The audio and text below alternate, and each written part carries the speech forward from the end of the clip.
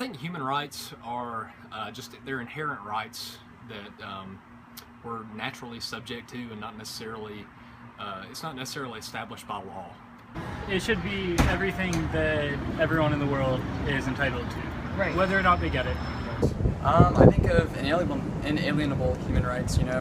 I think of, well, I work with Amnesty, so I kind of think of what we do with Amnesty, so like, you know, preventing human trafficking, like racial issues, like all that kind of thing. Right. So, yeah. Okay. The term human rights in me kind of denotes a lack of human rights, and which certain parts of the world, the population, or a certain part of the population, would not have a full access to the human rights as per the UN Declaration of Human Rights. So, for example, they might not have the full access to like laws. The laws might not apply to every situation equally. Like justice might not be served. Perhaps like a military government might be controlling many facets of life and compromising these human rights. This would be it.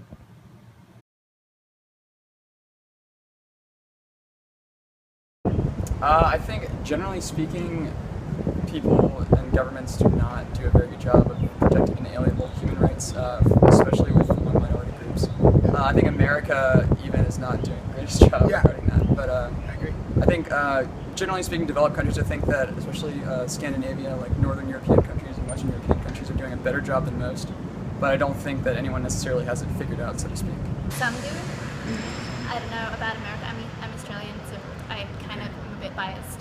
Yeah, tell me about what where would you put Australia in the category of protecting human rights? Well, we've had like issues with immigration, so it's probably not so good at the moment. But I mean, it's a Western country, so it's obviously not like that bad. It depends on the country. I think countries in general do a better. I think Western countries do a better job of protecting the human rights of their own populations rather than the populations of those abroad.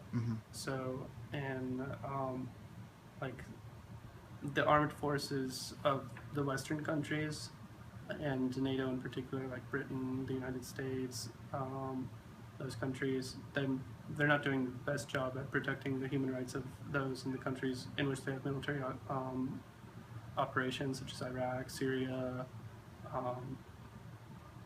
Afghanistan, and then I think other countries might not be protecting human rights as well as they could be. For example, like the Central Asian countries like Kazakhstan, Uzbekistan, they have widespread use of torture and systematic use of enhanced interrogation techniques that aren't being challenged at all.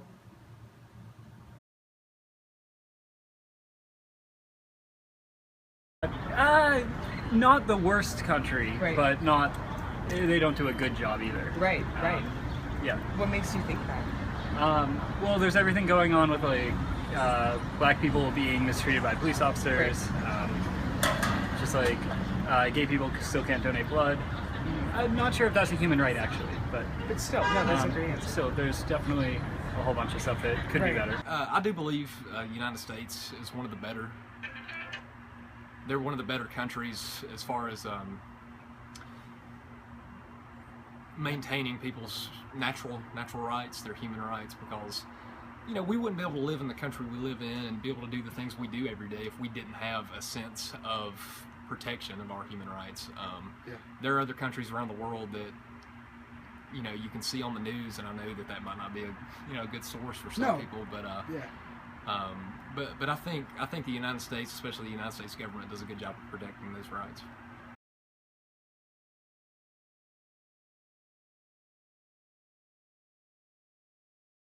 I have heard a bit about like refugees and that kind of thing. Yeah, so I've heard about obviously the European refugee crisis, having not letting people in, that kind of thing. Right. So I guess that would be some sort of violation of human rights. Yeah, I think an interesting situation right now is the influx of refugees into Europe through the Mediterranean Channel, and I think the question now is, are countries required to protect the human rights of those that they do not even want in their country? Many of these countries don't want these Syrian refugees for fear of political and economic instability that it would cause. And so, in a way, they're being barred, like their human right to many of the things like education, socioeconomic, like well-being in a way. But then again, should those human rights be provided by this country when the country doesn't even want these people to come in? That's kind of like the debate that people are having right now. Well, in the Declaration, it says that it has should sovereignty apply, over any government. It should be applied to any citizen, but how well? I guess they're not enforcing that. How well is that going to be enforced? I know that in Slovakia, in particular, one thing that could be seen is the treatment of the Roma population, and in many ways, they could have a solid case of the lack of human rights, not just in Slovakia, but in all of Europe, really, where they're faced with systematic discrimination, systematic racism. Slovakians? The Roma population. Okay. That would live in Slovakia. A systematic lack of access to education, healthcare, stuff like that.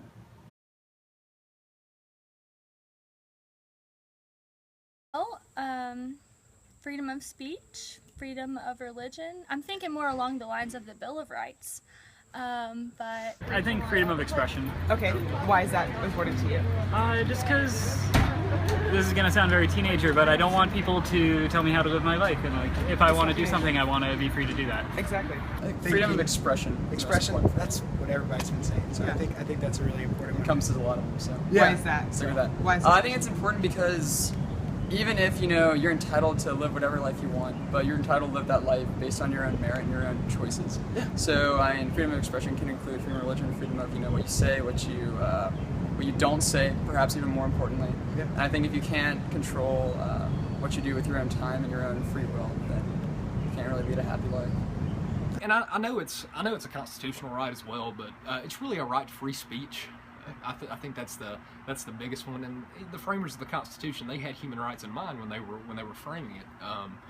And the First Amendment, right to free speech, religion, and freedom of the press, that's just an inherent right that we're all subject to. You should be able to say what you want to say, believe what you want to believe, without there being any repercussions.